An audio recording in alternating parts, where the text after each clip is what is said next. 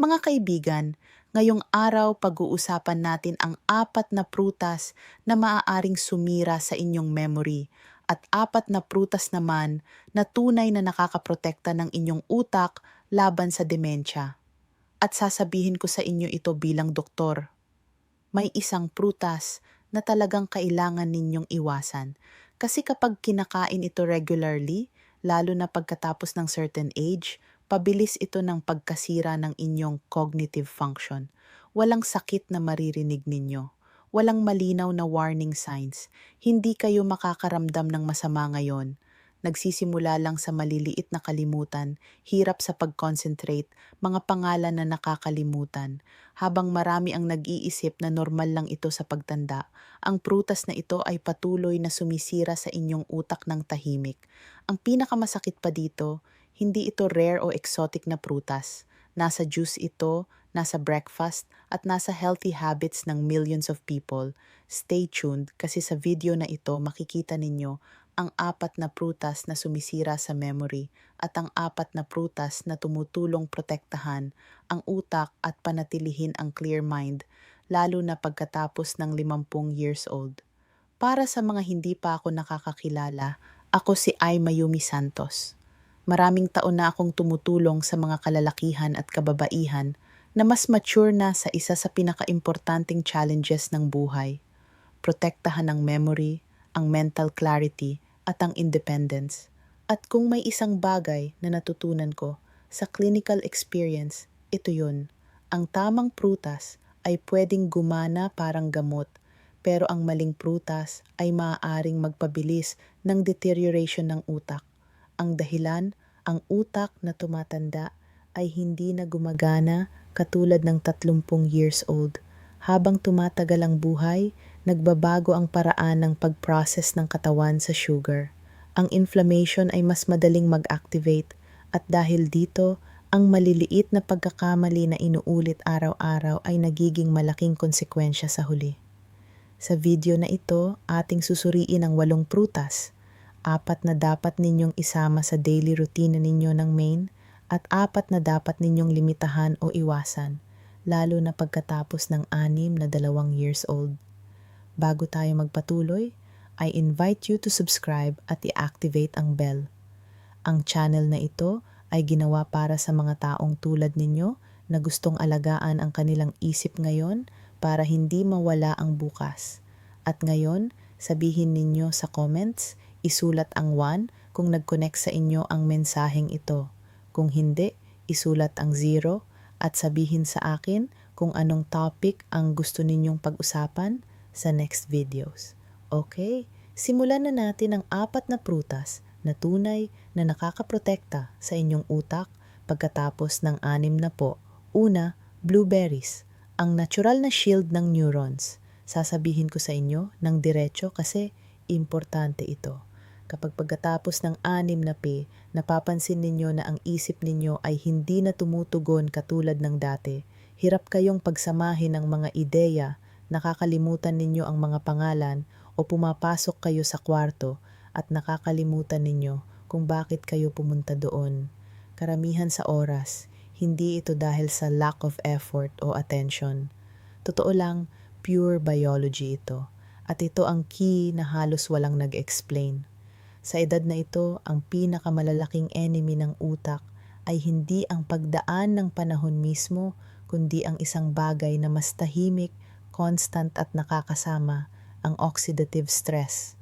Ang memory ay hindi nawawala bigla. Hindi ito nagsara from one day to another. Unti-unti itong na-erode. Araw-araw ang utak ninyo ay nag-produce ng free radicals bilang normal part ng functioning nito. Ang problema ay lumalabas pagkatapos ng 6 na po kasi ang defenses ay hindi na pareho.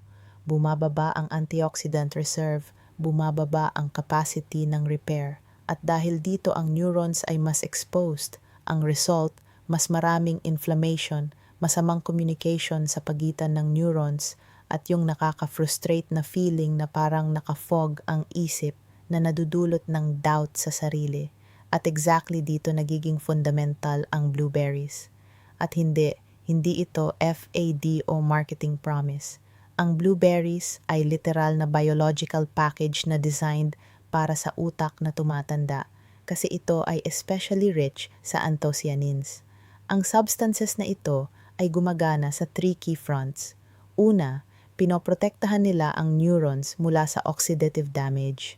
Gumagana ito parang microscopic shield na pumipigil sa silent na wear and tear na sa mahabang panahon ay nagiging kalimutan, mental slowness, at mas mataas na risk ng cognitive deterioration. Pangalawa, binabawasan nila ang brain inflammation at ito ay critical kasi ang chronic inflammation ay hindi lang nagdudulot ng fatigue. Gumagambala rin ito sa communication ng neurons. Ang utak ay gumagana sa pamamagitan ng electrical at chemical impulses at kapag may inflammation, ang signal na iyon ay nagiging awkward, parang radyo na puno ng interference. Dito nanggagaling ang confusion, ang mental lapses at ang hirap mag-concentrate. At pangatlo, at ito ang pinaka-interesting, pinapabuti nila ang synapses, ibig sabihin ang paraan ng communication ng neurons sa isa't isa. Ang blueberries ay hindi lang nagpo-protect, nag-o-optimize din sila parang lubrication ng neural network. Kapag mas maayos ang functioning ng network na iyon, mapapansin ninyo sa araw-araw, mas mabilis kayong makaka-remember, mas madali ninyong mahanap ang words na hinahanap ninyo, mas malinaw ang decisions ninyo at mas present kayo. Naalala ko ang isang patient, tawagin natin siyang Luis, 62 years old. Hindi siya dumating dahil sa physical pain, dumating siya dahil sa takot, takot na mawala ang pagkasarili niya. Sabi niya, "Doc, hindi ako tanga pero parang ang isip ko ay unti-unting lumalabo." Kapag narinig mo ang ganyan, maiintindihan mo ang emotional urgency. Kasi ang pagkawala ng memory ay hindi nakakatakot dahil lang sa nakakalimutan, kundi dahil sa simbolismo nito. Mawawala ang autonomy. Sinuri namin ang sleep, physical activity, medication, sugar consumption at may naging malinaw. Ang diet niya ay walang real antioxidant protection. Hiniling ko sa kanya ang isang pagbabago lang. Isa. Half cup ng blueberries per day, 5 days per week.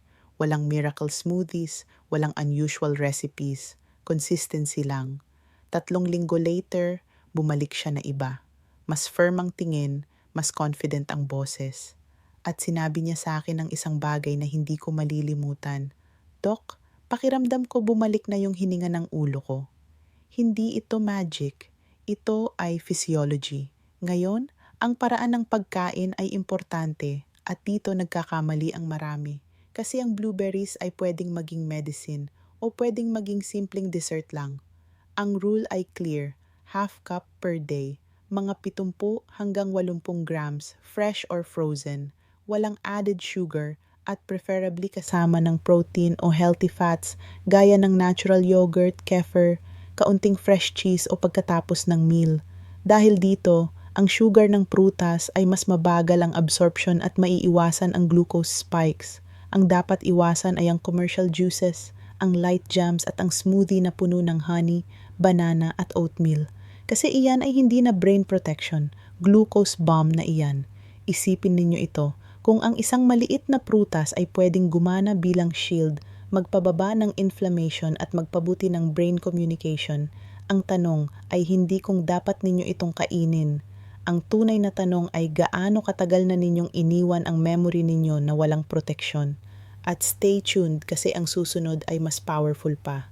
Ang prutas na hindi lang nagpo-protect ng utak, kundi tumutulong din mag-stabilize ng sugar. At kapag nag-stabilize ang sugar, ang utak ay tumitigil na sa pag-roller coaster. Pangalawa, mansanas, ang silent regulator ng utak. Sasabihin ko sa inyo ang isang bagay na mukhang simple, pero pagkatapos ng 60, nagiging crucial ito. Ang utak na tumatanda ay hindi sumasama dahil sa lack of stimulation, kundi dahil sa sobrang internal imbalances. Imbalance sa sugar, imbalance sa inflammation, imbalance sa energy ng cells. At dito papasok ang isang prutas na maraming nag-underestimate dahil sobrang common nito. Ang mansanas ay hindi exotic, hindi eye-catching, hindi nangangako ng miracles, pero gumagana ito exactly kung saan kailangan ng mature na utak, sa balance. Pagkatapos ng 6 ang katawan ay hindi na nag-process ng glucose katulad ng dati. Ang dating nagbibigay lang ng energy ay maaaring magdulot ng mental slowness, irritability na walang clear reason, small forgetfulness, at yung uncomfortable na feeling na present kayo pero hindi totally. At hindi ito nangyayari by chance. Bawat biglang pagtaas ng sugar ay sumisira sa pinakamaliit na blood vessels, kasama na ang nasa utak, at bawat pagbagsak pagkatapos ay nagiiwan sa neurons na walang fuel na kailangan nila. Ang result ay hindi damaged na utak kundi poorly regulated na utak, kaya ang isip ay parang unstable. Dito ang mansanas ay gumagawa ng difference. Ang mansanas ay may rare combination, soluble fiber na nasa form ng pectin, polyphenols na may neuroprotective effect lalo na ang quercetin at moderate glycemic load. Ibig sabihin, hindi ito pumapasok sa katawan parang sugar rush, kundi parang slow and steady supply. Ang pectin ay gumagawa ng gel sa intestine na nagde-delay sa absorption ng glucose. Binabawasan nito ang spikes, ang inflammation, at ang brain stress. At ito ang importante. Kapag nag-stabilize ang sugar, ang inflammation ay kusang bumababa, halos automatic. Ang quercetin naman ay isa sa pinaka-studied na antioxidants na may kinalaman sa brain health. Pinoprotektahan nito ang mitochondria ng neurons, binabawasan ang chronic low-grade inflammation at dinaragdagan ang resistance ng utak sa aging. Kapag damaged ang mitochondria, ibig sabihin mabagal ang pag-iisip. Kapag protected ang mitochondria, sustained ang clarity. Kaya maraming tao, ang pakiramdam ay pagod mag-isip. Hindi ito katamaran, kakulangan ito ng cellular energy. Ang mansanas ay hindi nag-i-stimulate ng utak. Sinusuportahan nito ito. Naalala ko si Carmen, 67 years old. Wala siyang Alzheimer o dementia, pero nabubuhay siya sa constant mental instability. Isang araw malinaw, kinabukasan malabo. Nang i-review ang routine niya, lahat ay nag-fit. Juice sa breakfast, very sweet fruits sa empty stomach, energy spikes na sinusundan ng crashes. Nag-propose ako ng minimal change, alisin ang juice at kumain ng whole apple with skin sa mid-morning o after lunch. 2 weeks later, sinabi niya sa akin ang isang bagay na sumasaklaw sa lahat. Dok, pakiramdam ko hindi na umaangat at bumababa ang isip ko. That is regulation. Ang tamang paraan ng pagkain ay clear, laging whole, never juice, with skin, preferably green o deep red. 1 per day is enough at mas maganda pagkatapos ng meal o kasama ng protein. Bakit hindi sa empty stomach? Kasi kahit balance na prutas ay maaaring mag-cause ng spike kung kinakain ng nag-iisa. Ang mansanas ay hindi nagpo-produce ng euphoria. Ginagawa nito ang mas valuable pagkatapos ng 6, pinapanatili nito ang stability, at ang stability ang foundation ng memory, attention at autonomy. Ngayon, mag-reflect tayo. Kung ang simpleng prutas na ito ay makakatulong para ang isip ninyo ay tumigil sa pag-up and down, ano kaya ang mangyayari kapag nag-incorporate kayo ng prutas na bukod sa pag-regulate ay nagpo-protect din ng blood vessels na nagsusustain ng memory ninyo?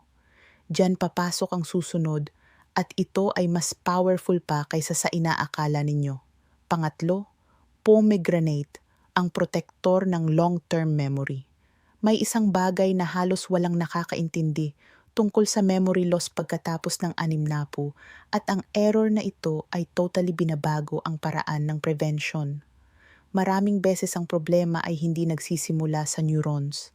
Nagsisimula ito mas maaga sa blood vessels na nagsusustain sa kanila. At ang detalyeng ito ay decisive kasi pwede kayong magkaroon ng neurons na in good condition, active at may potential. Pero kung hindi sila nakakatanggap ng enough oxygen, proper nutrients, at clean circulation, hihina pa rin ang memory. Dito nagiging iba ang pomegranate. Hindi na siya simpleng prutas. Nagiging tool na siya para sa vascular at brain protection sa long term. Ang tunay na enemy dito ay ang silent cerebral vascular damage. Habang tumatagal ang mga taon, ang blood vessels ay nagiging mas rigid, mas inflamed at mas prone sa maliliit na microscopic obstructions. Hindi tayo nag-uusap ng obvious na heart attack o dramatic event. Pinag-uusapan natin ang invisible daily micro-damages na unti-unting nagnanakaw ng mental clarity. Ang process na ito ay directly associated sa frequent forgetfulness, mental slowness, confusion episodes, at sa kilala bilang vascular cognitive impairment. In fact, at ito ay key, maraming cases ng Alzheimer ang nagsisimula bilang circulation problem bago pa ito naging obvious na memory problem. At dito ang pomegranate ay gumagawa ng difference. Unique ang pomegranate kasi especially rich ito sa punicalagins at ellagic acid, mga compounds na direktang umaakto sa endothelium vascular, ang inner layer ng blood vessels. Ang effect, less systemic inflammation, less cerebral oxidative stress, at mas flexible at functional na vessels habang tumatagal ang panahon. Kapag mas relax at mas maayos ang function ng vessels, mas maraming oxygen ang natatransport at mas maraming oxygen ay nangangahulugan ng isang very specific thing, better memory. Hindi ito alternative theory, basic physiology ito. Ang long-term memory ay hindi lang tungkol sa pag-save ng information, kundi sa proper consolidation nito. At ang consolidation na iyan ay nangyayari sa areas ng utak na extremely sensitive sa blood flow gaya ng hippocampus. Kapag deficient ang circulation, ang memories ay poorly formed, naguguluhan o madaling nawawala. Ang pomegranate ay exactly nagpo-protect sa process na ito. Hindi ito nag-aalok ng immediate effect o momentary high. Nag-aalok ito ng mas valuable, cumulative protection with regular use. Naalala ko ang case ni Antonio, 74 na years old, dating smoker, may hypertension, mentally active pero may malinaw na takot. Doc, pakiramdam ko tumatagos ang mga memories ko. Wala siyang demensya, may vascular history. Sa case niya, hindi namin kailangan ng intense cognitive trainings kundi alagaan ang cerebral circulation. Nag-propose ako na mag-incorporate ng pomegranate regularly kasama ang gentle at realistic adjustments. 2 months later, sinabi niya sa akin ang isang bagay na sumasaklaw sa lahat. Hindi ako mas maraming naaalala, pero hindi na tumatago sa akin. That is protected long-term memory. Isa pang key point ay ang chronic low-grade inflammation, isa sa major accelerators ng brain aging. Ang pomegranate ay tumutulong bawasan ang inflammatory markers gaya ng C-reactive protein at iba't ibang pro-inflammatory cytokines. Less inflammation ay nangangahulugan ng less accumulated neuronal damage. Sobrang importante lalo kung may hypertension kayo, elevated cholesterol, metabolic syndrome o family history ng dementia. Ngayon ang paraan ng pagkain ay importante. Ang ideal ay fresh pomegranate o small glass ng natural juice, 100 hanggang 100 at 50 mililitro, walang added sugar. Never sa large amounts. Never mixed with syrups o sugars, at hindi everyday in non-stop. Ang recommendation ko ay clear. 2 or 3 times per week is enough. Dito hinahanap natin ang sustained protection, hindi glucose overload. Isang detail na halos walang nagsasabi ay ang pomegranate ay nagpapabuti din ng gut microbiota. At tandaan ninyo ito, ang intestine at brain ay deeply connected. Less inflamed na microbiota ay nagsesend ng less inflammatory signals sa brain. Lahat ay connected. Isipin ninyo ito, kung ang pag-protect ng long-term memory ninyo ay hindi lang tungkol sa pag-remember ng more, kundi sa pag-maintain ng clear pathways na nagsusustain sa brain ninyo, ang pomegranate ay tumitigil na maging prutas lang.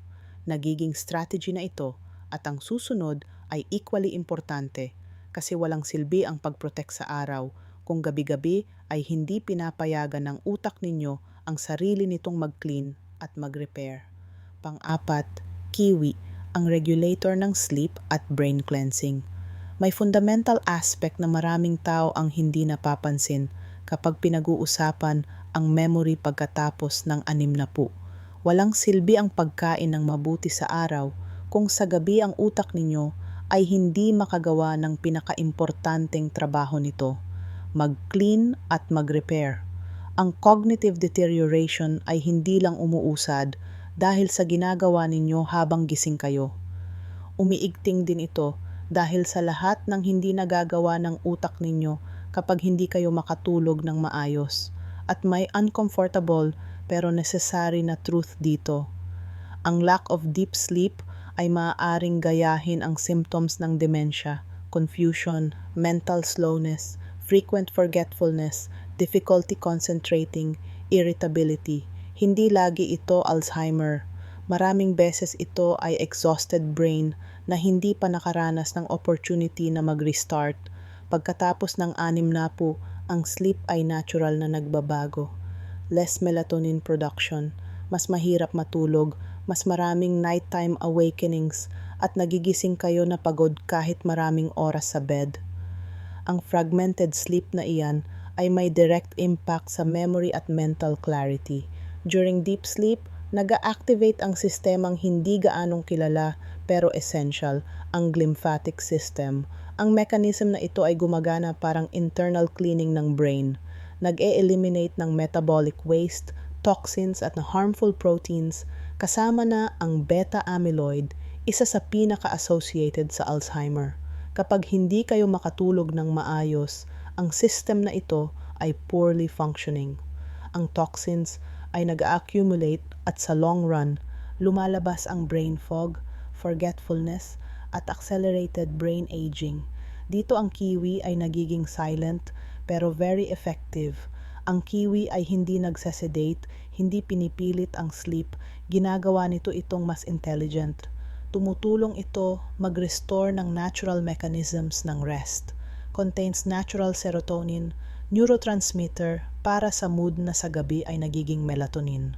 With age, ang process na ito ay nagiging less efficient at ang kiwi ay nagre-reinforce nito ng gentle at physiological. Bukod dito, nagbibigay ito ng vitamin C, vitamin E at antioxidants na nagpapababa ng oxidative stress ng nervous system. Ang less inflamed na nervous system ay mas madaling pumasok sa deep phases ng sleep. Contains din potassium at magnesium, minerals na nagre-relax ng neuromuscular system at binabawasan ng common nighttime hyperactivation, yung pagod ang katawan pero naka-accelerate ang isip. Naalala ko si Mayumi, 71 years old na patient na dumating sa consultation dahil sa insomnia. Poorly sleeping siya for months, pero ang pinaka-concern niya ay hindi ang fatigue, kundi ang confusion during the day. Nakakalimutan niya ang simple things, hirap siyang maghanap ng words, feeling niya hindi tumutugon ang isip niya. Natatakot siyang nade-develop ang dementia. Ipinaliwanag ko sa kanya ang essential. Ang brain na deprived ng sleep ay hindi makapag-think ng maayos, hindi makapag-remember ng maayos, at hindi makapag-defend ng maayos. Before talking about diagnosis, kailangan ibalik sa brain ang nocturnal rest nito. Gumawa kami ng minimal change, 2 kiwis, 1 hour before sleeping. Walang screens, walang sugar, walang other stimuli, nothing else. Within days, nagsimula siyang makatulog ng mas madali. At after 2 weeks, mas continuous na ang tulog niya. At ang most important, ang mind niya during the day ay mas clear. Hindi dahil ginamot ng kiwi ang memory niya, kundi dahil pinahintulutan nito ang brain niya na gawin ang palagi nitong alam gawin. Mag-clean at mag-repair habang natutulog. Ang paraan ng pagkain ay importante. 1 or 2 medium kiwis approximately 1 hour before sleeping without combining with other sugars o heavy desserts. Dapat maging small nighttime ritual. Clear signal sa body ninyo na time to lower the pace. Kung may sleep medication kayo, ang kiwi ay hindi substitute nito. Pero sa many cases, makakatulong itong mabawasan ang dependence over time, always under medical supervision. At kung walang iniinom, makakatulong ito sa inyo na mag-maintain ng more stable sleep, walang side effects. Ang kiwi ay hindi nagwo-work during the day. Nagwo-work ito habang nagpapahinga kayo at yan ang gumagawa nitong one of the most valuable fruits pagkatapos ng 60. Kasi ang memory ay hindi lang protected sa kinakain ninyo, kundi sa pinapahintulutan ninyong gawin ng brain ninyo habang natutulog. Kung years na ninyong kinuha ang night sa body ninyo, ito ay maaaring isa sa first steps para ibalik sa kanila. Kasi kapag nag-order ang sleep, ang mind ay lumalabas. At kapag lumalabas ang mind, ang fear ay nagsisimulang mag-dissipate. Ngayon, katulad ng may prutas na tumutulong, may iba na tahimik na nagsasabotage. At dito maraming tao ang nagkakamali. Dito sobrang daming tao kahit may good intentions ay usually nagfa-fail. For years, inulit-ulit sa atin ang idea na sobrang simple. Fruit is healthy. Walang nuances, walang context. Pero pagkatapos ng 6 ang body ay hindi na gumagana with basic rules dahil nagbabago ang physiology, dahil nagmo-modify ang paraan ng sugar processing, at dahil ang brain ay nagiging much more sensitive sa excesses na dati ay unnoticed lang. At careful, hindi natin dinidemonize ang fruit. Ina-understand natin na sa stage of life na ito, hindi lahat ng prutas ay equally behaving inside the body. In fact, some fruits, kapag kinakain, in excess or outside context, ay maaaring maging silent factor ng inflammation, sugar imbalance at progressive cognitive deterioration. At ang most dangerous, hindi ninyo napapansin sa moment, walang warning, nag-accumulate lang araw-araw hanggang isang araw sabihin ninyo, bakit ganito ka-cloudy ako? Simulan natin sa first, sobrang hinog na saging, ang sugar trigger na nakadisguise, ang very ripe banana ay may good texture, pleasant ang taste, sweet at may reputation na nagbibigay ng energy. Pero pagkatapos ng 6, ang energy ay maaaring maging expensive.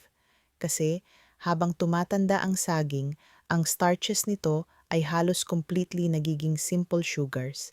At dahil dito, mabilis silang pumapasok sa blood at nag-generate ng significant glucose spikes. At dito ang chain na hindi nakikita ng marami. Bawat sugar spike ay nag-activate ng inflammatory response at bawat inflammatory response ay direktang nag-i-impact sa blood vessels ng brain. Kung repeatedly nangyayari ito, ang damage ay tumitigil na maging theory at nagiging cumulative. Kaya maraming older people ang kumakain ng banana everyday believing it's light. Pero in reality, nilalagay nila ang brain nila sa constant metabolic roller coaster. Hindi ibig sabihin prohibited ang banana. Ibig sabihin, hindi dapat daily o empty stomach. Pagkatapos ng 6 from habitual fruit, nagiging occasional option na ito. At kapag kinakain, dapat kasama ng protein o fat para makusyon ng impact. Pangalawa, grapes. Small, sweet, at easy to overdo. Ang grapes ay mukhang innocent exactly dahil napakaliit nila at diyan ang problem. Napaka-easy kainin at napaka-easy mag-overdo without realizing. 1 handful nagiging 2 at iyon ay equivalent na ng sugar rush na hindi na ma-handle ng maayos ng aging brain. Bukod dito, ang current grapes ay selected para maging increasingly sweet. Ano ang ibig sabihin? Less relative fiber at greater impact sa glucose. Sa older people, ang pattern na ito ay associated with more inflammation, greater mental fatigue, at worse cognitive clarity, lalo na kung may insulin resistance. Kung ika-consume, dapat very small amounts, occasional, at key, never as isolated snack. Hindi ito prutas na dapat kainin absent-mindedly. Pangatlo, mangga, sobrang daming sugar para sa sensitive na utak. Ang mango ay isa sa may highest concentration ng natural sugar at ang intense flavor na iyan ay actually warning sign pagkatapos ng 6. Sa maraming tao, gumagana ito more like dessert kaysa functional food. Nagpuproduce ng rapid glucose spikes at maaaring mag-cause ng drowsiness, confusion, o yung feeling ng mental heaviness shortly after eating. Nakita ko maraming patients na kumakain ng mango convinced na nag-take care sila ng sarili nila. Pero in reality, na-reinforce nila ang parehong mechanism na sumisira sa brain sa type 2 diabetes at sugar-associated cognitive deterioration. At may important truth dito, ang brain ay hindi na nagdi-distinguish between natural sugar at concentrated sugar, kung mataas ang metabolic impact. Kaya ang mango ay hindi for habitual consumption. Kung kakainin, small portions, sporadic at never alone. Pang-apat, fruit juices. Ang biggest deception pagkatapos ng 6 na po. Kung may isang bagay na nire-recommend kong almost completely reduce pagkatapos ng 6 na po, ito ay fruit juices kahit homemade pa, kahit sabihin walang sugar. Kasi kapag pinipress ang fruit, na-eliminate ang fiber at nagko-concentrate ang sugar. Ang natitira ay literally liquid glucose entering directly sa bloodstream. Consequence, intense sugar spikes, generalized inflammation, at enormous stress sa brain. Maraming older adults ang umiinom nito sa morning thinking healthy way ng pag-start ng day. Pero in reality, nagpre-prepare sila ng groundwork para sa mental fatigue, poor concentration at imbalances na tumatagal ng hours. Ang juice ay hindi fruit, sugar without breaks yan, at para sa aging brain especially damaging yun. Pagkatapos ng 6 na po, ang problem ay hindi ang fruit mismo. Ang problem ay ang quantity, frequency at context. Maling napili, maling na combine, o maling na distribute na prutas ay pwedeng mag-sabotage ng lahat ng efforts ninyo para alagaan ang memory. Ang good news, hindi ninyo kailangang alisin lahat. Kailangan lang ninyo maging more strategic. Kung na-help kayo ng message na ito, subscribe sa channel at i-activate ang bell. Ako si Mayumi Santos. Start with one conscious choice. Ang brain ninyo ay nakikinig at kapag ginagawa ninyo ng tama, laging tumutugon.